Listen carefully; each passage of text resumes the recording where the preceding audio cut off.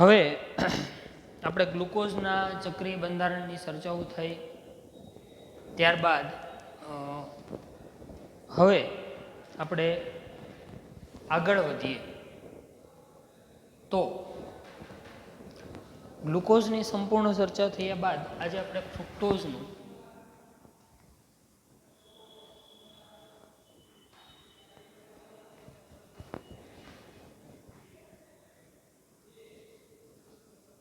બંધારણ વિશે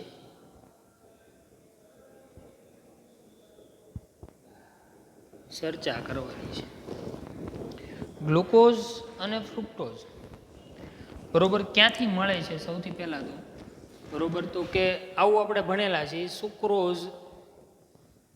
સુક્રોઝનું જળ વિભાજન કરતા ગ્લુકોઝ અને ફ્રુક્ટોઝ પ્રાપ્ત થાય છે. સુક્રોઝનું જળ વિભાજન કરશું એટલે શું પ્રાપ્ત થાય છે? ગ્લુકોઝ અને ફ્રુક્ટોઝ. એમાં ગ્લુકોઝ અને ફ્રુક્ટોઝ એના અણુસૂત્રની વાત કરીએ તો C6H12O6 અને ફ્રુક્ટોઝનું અણુસૂત્ર C6H12O6 એટલે બંનેના બંધારણીય સૂત્રો સમાન છે, અણુસૂત્ર સમાન છે. હવે આપણે બંધારણીય સૂત્રોની ચર્ચા કરીએ એટલે આપણને ખબર પડે કે ગ્લુકોઝ અને ફ્રુક્ટોઝની અંદર શું ડિફરન્ટ છે. ઓકે, તો આગળના લેક્ચરમાં આપણે જે ચર્ચાઓ કરેલી છે બરોબર ચક્રીય બંધારણોની એની પણ આપણે વાત કરશું. પછી અત્યારે આપણે ફ્રુક્ટોઝ ઉપર ફોકસ કરીએ. ચલો, ફ્રુક્ટોઝ છે પહેલાં તો ક્યાંથી મળે? તો શાકભાજી, મધ, ગળિયા પદાર્થો એમાંથી આપણે પ્રાપ્ત કરીએ છીએ બરોબર. ફ્રુક્ટોઝ અને ગ્લુકોઝ વચ્ચે શું ડિફરન્ટ છે બરોબર? તો ફ્રુક્ટોઝ છે એનું અણુસૂત્ર એ આપણને ખબર છે C6H12O6. જેવી રીતે ગ્લુકોઝની જુદી જુદી પ્રક્રિયા દ્વારા આપણે ગ્લુકોઝનું બંધારણ સાબિત કર્યું હતું, એમ અહીંયા આપણે આપણા સિલેબસની અંદર ફ્રુક્ટોઝનું બંધારણ સાબિત નથી કરવાનું. ઓલરેડી ડાયરેક્ટલી આપણને દર્શાવી દેવામાં આવ્યું છે કે ભાઈ ફ્રુક્ટોઝ છે તે આવું બંધારણ ધરાવે છે. કઈ રીતે? અહીંયા જુઓ તો ફ્રુક્ટોઝના બંધારણની વાત કરીએ તો ફ્રુક્ટોઝ છે એનું બંધારણ, ફ્રુક્ટોઝમાં કાર્બન કેટલા છે ભાઈ? 6 જ છે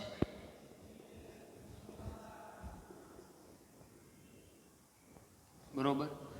એમાં બંને છેડે પ્રાથમિક આલ્કોહોલ સમૂહ આવેલા છે. સાંભળજો ખાસ, બંને છેડે કયા સમૂહ આવેલા છે? પ્રાથમિક આલ્કોહોલ સમૂહ આવેલા છે. ત્યારબાદ 2 નંબરના કાર્બન ઉપર કીટોન સમૂહ છે અને બાકી ગ્લુકોઝની જેમ જ OH સમૂહની ગોઠવણીઓ છે બરોબર. ગ્લુકોઝની જેમ જ OH સમૂહની અહીંયા ગોઠવણીઓ થયેલી છે.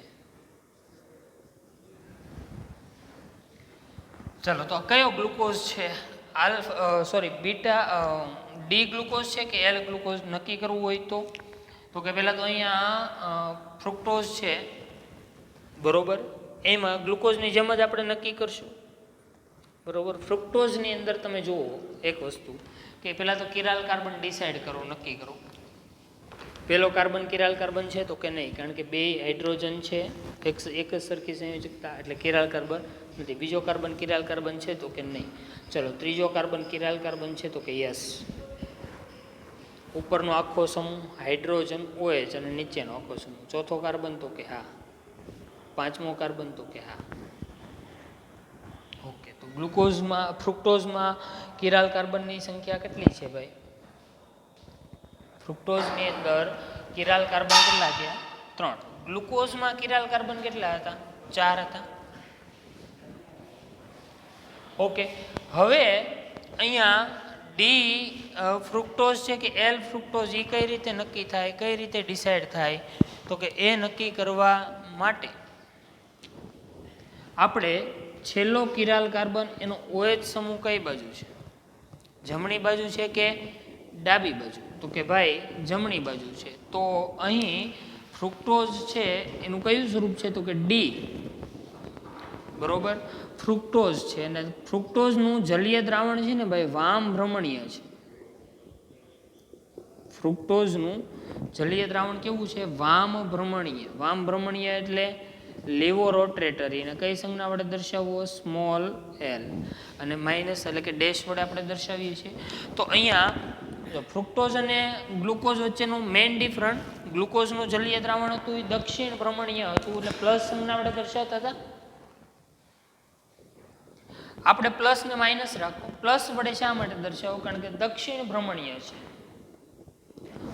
બરોબર ને, વામ ભ્રમણીય હોય તો માઇનસ. ઓકે, એટલે આ દર્શાવવું બહુ જરૂરી છે. તો કોનું દ્રાવણ કેવું છે એ ખાસ યાદ રાખવાનું છે, બરોબર. ગ્લુકોઝનું દ્રાવણ દક્ષિણ ભ્રમણીય છે, જ્યારે ફ્રુક્ટોઝનું દ્રાવણ વામ ભ્રમણીય છે, એટલે તેના બંધારણની નીચે આ રીતે લખેલું છે. ઓકે, ચાલો. તો હવે આ એનું ડી અને સ્વરૂપની વાત કરીએ. એલ સ્વરૂપ હોત તો OH કઈ બાજુ આવત? એલ સ્વરૂપ હોત તો OH કઈ બાજુ આવત? ડાબી બાજુ આવત. ઓકે, હવે જેવી રીતે ગ્લુકોઝના આલ્ફા અને બીટા સ્વરૂપો છે, તેવી જ રીતે ફ્રુક્ટોઝના આલ્ફા અને બીટા સ્વરૂપો છે, બરોબર. ગ્લુકોઝમાં આલ્ડીહાઇડ સમૂહ જોતા હતા આપણે, અહીંયા ફ્રુક્ટોઝમાં કીટોન સમૂહ જોવાનો છે, બરોબર. તો એના આલ્ફા અને બીટા નક્કી કરવા એક જ વસ્તુ કે આલ્ડીહાઇડ કે કીટોનનો જે કાર્બન છે એની OH કઈ બાજુ જોડાય એના આધારે તેના પ્રકાર પડે, આલ્ફા અને બીટા. યાદ રાખજો, આલ્ફા અને બીટા સ્વરૂપ કઈ રીતે? તો જો સૌથી પહેલા તો કોઈ પણ બંધારણ હોય એના ડી અને એલ સ્વરૂપ, ને ડી અને એલ ઉપરથી પાછું કયું આવશે? આલ્ફા અને બીટા.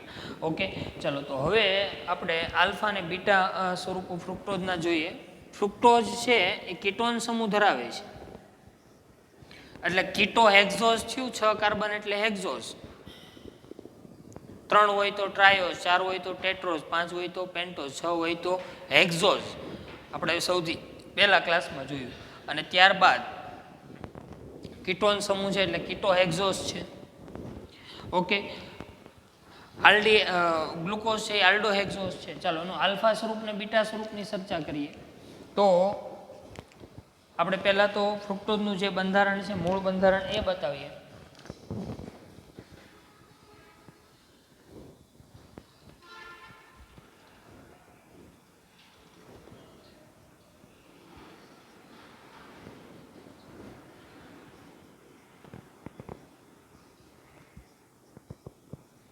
ચલો, આ સ્ટ્રક્ચર આપણી જોડે હતું, બરોબર. આ કયો ગ્લુકોઝ છે? તો કે કયો ફ્રુક્ટોઝ છે? તો કે ડી.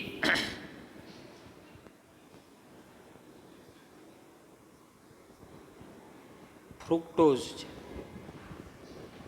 શું છે? D fructose. ઓકે, હવે એનું ચક્રીય બંધારણ મારે બતાવવું છે. અહીંયા જુઓ, સૌથી પહેલા તો હું કાર્બનની સંખ્યાને નંબર આપીશ, 1 2 3 4 5 અને 6. ઓકે, ચાલો. અહીંયા ગ્લુકોઝ કરતાં થોડોક ચેન્જ આવે છે, થોડોક બદલાવ આવે છે. કઈ રીતે જોવો જોઈએ? ગ્લુકોઝમાં તમારી સામે બતાવેલું છે 1 નંબર અને 5 નંબર જોડાય છે, બરોબર. અહીંયા ફ્રુક્ટોઝની અંદર કંઈક ચેન્જ થયો. શું ચેન્જ થયો? તો કે 2 નંબર અને 5 નંબર જોડાય, બરોબર. કાર્બન અને ઓક્સિજન વચ્ચેનો દ્વિબંધ તૂટ્યો, એટલે આ હાઇડ્રોજન છે, 5 નંબરનો હાઇડ્રોજન અહીંયા જોડાય ને કયું ગ્રુપ બનાવી નાખ્યું? તો કે OH. હવે કાર્બનની એક સંયોજકતા ખાલી પડી, CH2OH છે, હું આ રીતે અહીંયા દર્શાવી દઉં. ચલો, CH2OH. તો 2 નંબર અને 5 નંબર એકબીજા સાથે કનેક્ટેડ થાય છે અહીંયા, બરોબર. તો એ ફ્રુક્ટોઝની અંદર ચક્રીય બંધારણ થયું. તો આ કયો થયો? આલ્ફા કે બીટા? તો કે ભાઈ કીટોન સમૂહનો જે કાર્બન છે એમાં OH કઈ બાજુ છે? અહીંયા જમણી બાજુ. તો આ આલ્ફા ડી ફ્રુક્ટોઝ થયો. ચલો, આવી જ એટલે ટૂંકમાં તમને જો ફ્રુક્ટોઝનું બંધારણ આવડતું હોય તો તમે સરળતાથી આલ્ફા અને બીટા છે તે દર્શાવી શકો. તો આલ્ફા ડી ફ્રુક્ટોઝ, અહીંયા ડેશ એટલે કે માઇનસ જેવી નિશાની તમને બતાવો, આપણે ડેશ જ બોલાય એને, બરોબર. આ તો તમને યાદ રાખવા માટે સરળતા રહે. એટલે ડેશ છે એ શું બતાવે છે અહીંયા? તો કે ભાઈ તે વામ ભ્રમણીય છે ફ્રુક્ટોઝનું જલીય દ્રાવણ, એવું બતાવે છે. તેવી જ રીતે ફ્રુક્ટોઝનું બીજું બંધારણ આપણે જોઈશું, આલ્ફા પછી બીટા. ઓકે, તો એની આપણે વાત કરીએ તો આ રીતે દર્શાવશું. અહીંયા પહેલાં તો મૂળ બંધારણ આપણને આવડવું જોઈએ. ઓકે, બંને બાજુ પ્રાથમિક આલ્કોહોલ સમૂહ છે, યાદ રાખશું. જો ગ્લુકોઝ અને ફ્રુક્ટોઝ વચ્ચે મેઇન ડિફરન્ટ, ગ્લુકોઝમાં એક આલ્ડીહાઇડ ને એક પ્રાથમિક આલ્કોહોલ સમૂહ હતું, જ્યારે ફ્રુક્ટોઝમાં 2 પ્રાથમિક આલ્કોહોલ 1 કીટોન સમૂહ છે. બરોબર, આ ડિફરન્ટ પૂછી શકાય એટલે ધ્યાન રાખવું. ચલો, આ જે મેં ફ્રુક્ટોઝ દર્શાવ્યો કયો દર્શાવ્યો તો કે ભાઈ સીધું તમે જુઓ કિરાલ કાર્બન હોય એમાં છેલ્લો કિરાલ કાર્બન હોય કઈ બાજુ છે? જમણી બાજુ. તો ડી ફ્રુક્ટોઝ, ડી ફ્રુક્ટોઝ છે. ઓકે, સારું. ચાલો, તો હવે એનું ચક્રીય બંધારણ મારે બતાવવું છે. બરોબર, એસિટાલ સ્વરૂપ. તો અહીંયા શું થયું? એક અહીંથી નંબર આપી દઈએ કાર્બનને, 1 2 3 4 5 6. ઓકે, તો એક નંબરને 5 નંબર નથી જોડાતા. કયા જોડાય? એક નંબર અને 2 નંબર અને 5 નંબર જોડાય. અહીંથી હાઇડ્રોજન દૂર થયો. હવે અહીંયા OH આ બાજુ આવશે, તો CH2OH મારે દર્શાવવું હોય તો અહીંયા દર્શાવીશ.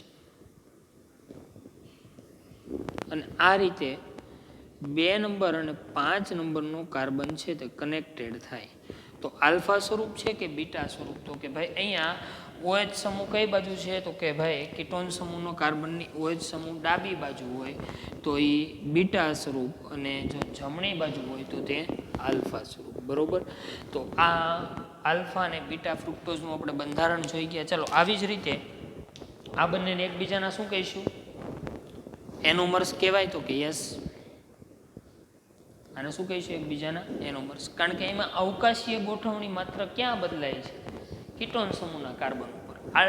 જેવી રીતે ગ્લુકોઝમાં હતું એમ જ આમાં થાય છે, પરંતુ ચેન્જ છે ગ્લુકોઝમાં 1 નંબર ને 5 નંબર જોડાતા હતા, અહીંયા ફ્રુક્ટોઝમાં 2 નંબર ને 5 નંબર જોડાય. એટલે 1 નંબર છે એ 1 નંબરનો જે સમૂહ છે એ કાં તો ડાબી બાજુ ગોઠવાય કાં તો જમણી બાજુ. ઓકે, ચલો, હવે આની ઉપરથી પાછું આપણે હાર્વર્થ પ્રક્ષેપ સૂત્ર છે તેની આપણે રજૂઆત કરીશું. જો ગ્લુકોઝ છે એનું બંધારણ પાયરેનને મળતું આવતું હતું, એટલે ગ્લુકોઝનું આ ચક્રીય બંધારણ છે ને એને આલ્ફા ડી પાયરેનોઝ પણ આપણે કહીએ છીએ. બરોબર, પાયરેનોઝની આગળ ગ્લુકોઝ લાગશે એટલે ગ્લુકો પાયરેનોઝ. તો આને આલ્ફા ડી ગ્લુકોઝ એ કહેવાય, આલ્ફા ડી ગ્લુકોપાયરેનોઝ પણ કહેવાય. અહીંયા બીટા પાયરેન સાથે સરખામણી ધરાવે છે. બરોબર, તેથી બીટા ડી ગ્લુકોઝ એ કહેવાય, બીટા ડી ગ્લુકોપાયરેનોઝ પણ કહેવાય. તેવી જ રીતે ફ્રુક્ટોઝ છે ને એ ફ્યુરાન સાથે સમાનતા ધરાવે છે. બરોબર, એટલે ફ્રુક્ટોઝ છે એને ફ્યુરાનોઝ બંધારણ થશે એની આપણે વાત કરીએ. તો પહેલાંનું ચક્રીય બંધારણ જેવી રીતે ગ્લુકોઝનું બતાવ્યું છે એવી જ રીતે કોનું બતાવવાનું છે? ફ્રુક્ટોઝ. બરોબર, મેં મેથડ તમને શીખવી છે. ઓકે, એ બંધારણ દર્શાવ્યો આપણે અહીંયા.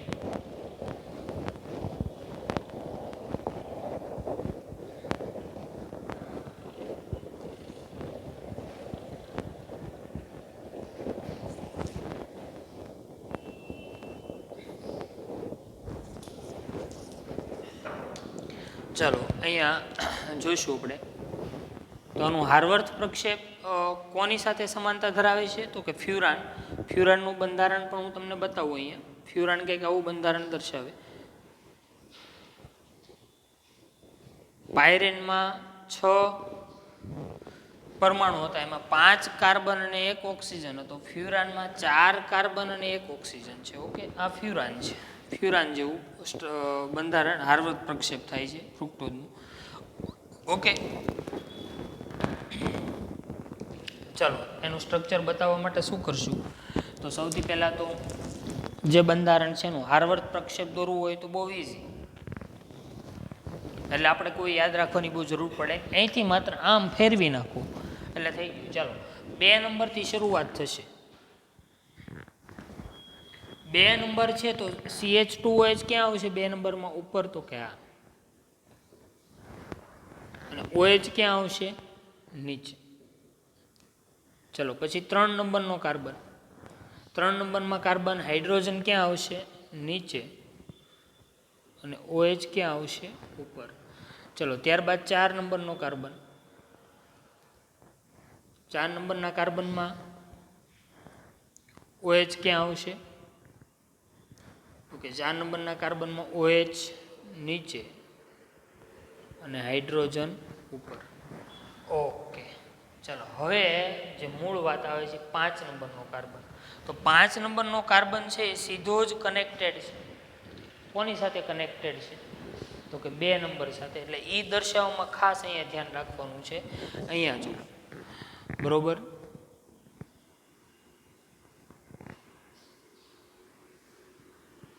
પાંચ નંબરનો કાર્બન સીધો જ કનેક્ટેડ ક્યાં થયો? તો કે 2 નંબર સાથે. એ પહેલા 5 નંબર ઉપર હાઇડ્રોજન ને CH2 હોય, મોટો સમૂહ છે છેલ્લા કાર્બનનો એ ઉપર દર્શાવો. એટલે અહીંયા શું થયું હતું કે CH2OH અને હાઇડ્રોજન ક્યાં આવ્યું? નીચે. ચાલો હવે અહીંયા 5 નંબર અને 2 નંબર એકબીજા સાથે શું છે? કનેક્ટેડ છે. ઓકે, તો આવું બંધારણ છે. અહીંથી નંબર આપશું 1 2 3 4 5 અને 6.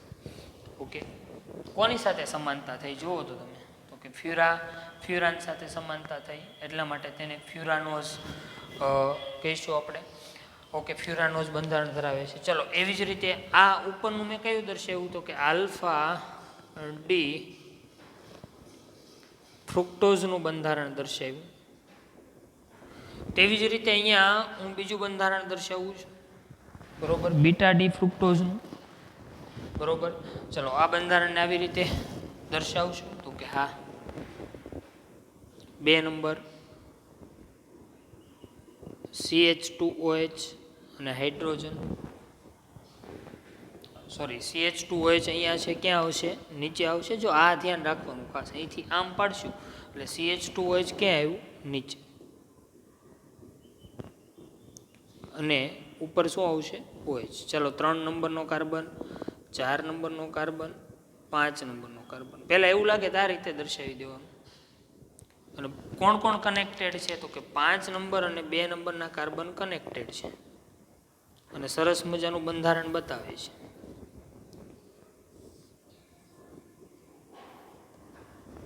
ઓકે, ચલો હવે 3 નંબરનો કાર્બન છે, અહીંથી કાર્બન નંબર આપી દઈએ 1 2 3 4 5. ઓકે, ચલો 3 નંબરના કાર્બનમાં હાઇડ્રોજન ક્યાં આવશે? નીચે. OH ક્યાં આવશે? ઉપર. કારણ કે આપણે આમ જ જોવાનું છે. 4 નંબરમાં OH નીચે, હાઇડ્રોજન ઉપર. 5 નંબરમાં હાઇડ્રોજન નીચે, મોટું ગ્રુપ હોય છેલ્લા કાર્બનમાં એ ક્યાં આવશે? ઉપર. તો CH2OH. તો આ કયો ફ્રુક્ટોઝ થયો? તો કે beta D fructose. Beta D fructose. તો ફ્રુક્ટોઝના 2 બંધારણ, આલ્ફા અને બીટા. ઓકે, એવી રીતે ગ્લુકોઝના આલ્ફા અને બીટા. ગ્લુકોઝ કોની સાથે સરખામણી ધરાવે છે? પાયરેન સાથે. એટલે ગ્લુકોપાયરેનોઝ ચક્ર બને છે. અહીંયા ફ્રુક્ટો ફ્યુરાનોઝ બને છે. આને બીજું નામ શું થયું? ફ્યુરાન સાથે આલ્ફા ડી ફ્રુક્ટો ફ્યુરાનોઝ. અહીંયા શું થયું? બીટા ડી ફ્રુક્ટો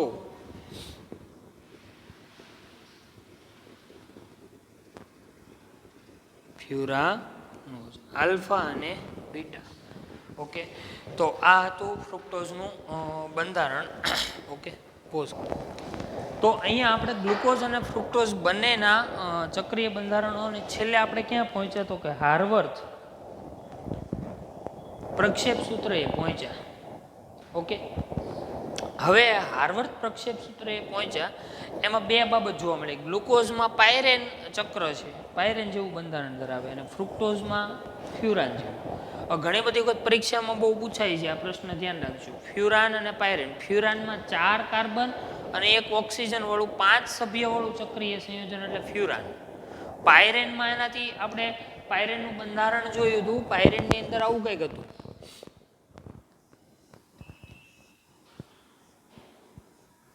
પાયરેનમાં 6 કાર્બન, પાયરેનમાં 5 કાર્બન અને 1 ઓક્સિજન, એટલે કે પાયરેન છે એ 6 સભ્ય વાળું છે. પાયરેન 6 સભ્ય વાળું બંધારણ ધરાવે છે. ઓકે, તો આ બાબત ખાસ અહીંયા આપણે ધ્યાનમાં રાખવાની છે. ગ્લુકોઝ પાયરેનો ચક્ર છે, જેવું બંધારણ ધરાવે ને ફ્રુક્ટોઝ છે ફ્યુરાનોઝ. જો આનું આ સ્વરૂપ છે થોડુંક અલગ રીતે મારે લખવું હોય તો વધુ સારું લાગે એ રીતે તમને આવી રીતે આપેલું હોઈ શકે. જો તમે ધ્યાન રાખશો અહીંયા ખાસ, કારણ કે આ બંધારણને બીજી કઈ રીતે દર્શાવાય તો એની આપણે ચર્ચા કરીએ, જેથી તમે સારી રીતે સમજી શકો.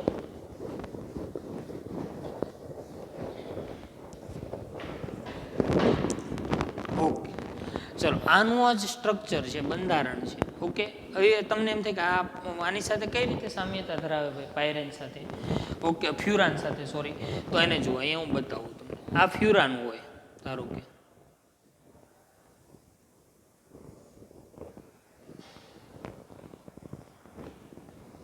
ઓકે, હવે અહીંયા થોડોક ચેન્જ કરીએ, દ્વિબંધ દૂર કરી દઈએ. ઓકે, ચલો અહીંયા જોઈશું ખાસ અગત્યની બાબત.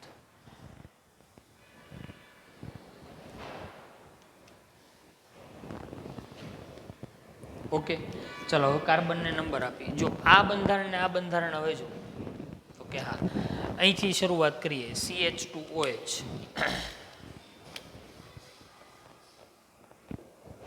અહીંયા શું લખશું? OH, hydrogen, OH, OH, hydrogen, hydrogen, અહીંયા આવશે CH2OH.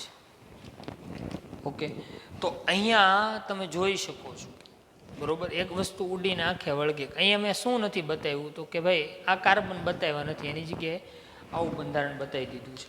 ઓકે, ચલો અહીંયા નંબર આપીએ તો કાર્બનને તો કે 1,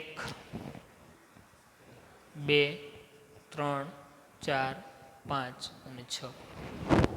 ઓકે, એવી જ રીતે આ કયો થયો? આલ્ફા કે બીટા? હવે આલ્ફા કે બીટા નક્કી કરવા માટે બીજી એક મેથડ છે કે જો ભાઈ તેનું હાર્વર્થ પ્રક્ષેપ સૂત્ર હોય. હવે આ સૂત્ર ઉપરથી તમને એમ કહે કે નામ નહીં, આલ્ફા સ્વરૂપ છે કે બીટા સ્વરૂપ, તો એક જ વસ્તુ, ગ્લુકોઝ હોય તો 1 નંબરના કાર્બન ઉપર OH ઉપર છે કે નીચે જોવાનું. ફ્રુક્ટોઝ હોય તો 2 નંબરના કાર્બનમાં OH નીચે હોય ને, બરોબર, તો આલ્ફા, અને 2 નંબરના કાર્બનમાં OH ઉપર હોય તો બીટા. જો આમાં આ બેની અંદર એટલો ફરક છે. ફિશરમાં એનોમેરિક કાર્બન એટલે કે ઉપરનો જે કાર્બન છે કીટોન અને આલ્ડીહાઇડનો. અહીંયા શું જોવાનું? હાર્વર્થમાં કે જે કાર્બન રિંગ બનાવે છે, બરોબર, એ કાર્બનમાં OH ઉપર છે કે નીચે, તેની આધારે તેનું બંધારણ આપણે રજૂ કરતા હોઈએ છીએ. ઓકે, સારું, ચલો ત્યારબાદ આનું પણ આપણે ચક્રીય બંધારણ બતાવીએ. હવે તો તમને આવડી ગયું.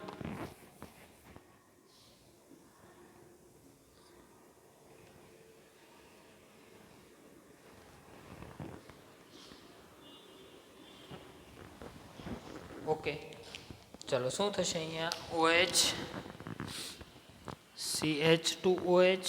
જે કાંઈ ફેરફાર થાય આલ્ફા અને બીટામાં માત્ર ને માત્ર ફ્રુક્ટોઝમાં 2 નંબરનો કાર્બન અને ગ્લુકોઝમાં 1 નંબરના કાર્બન ઉપર ચેન્જ થતો હોય છે. OH, hydrogen, hydrogen, OH, hydrogen, અહીંયા શું આવશે? CH2OH. ઓકે, તો આલ્ફા છે કે બીટા? તો કે જોવાનું ભાઈ, નંબર આપી દઈએ પહેલા. 1, 2, 3, 4, 5 અને 6. બરોબર, તો જોવો જોઈએ 2 નંબરના કાર્બનમાં OH ક્યાં આપેલો છે? 2 નંબરના કાર્બનમાં OH ગ્રુપ ક્યાં આપેલું છે? તો કે 2 નંબરમાં કાર્બનમાં OH ગ્રુપ છે, બરોબર, એ ઉપર છે. ઉપર હોય તો બીટા અને નીચે હોય તો આલ્ફા. ઓકે, તમે બે રીતે યાદ રાખી શકો.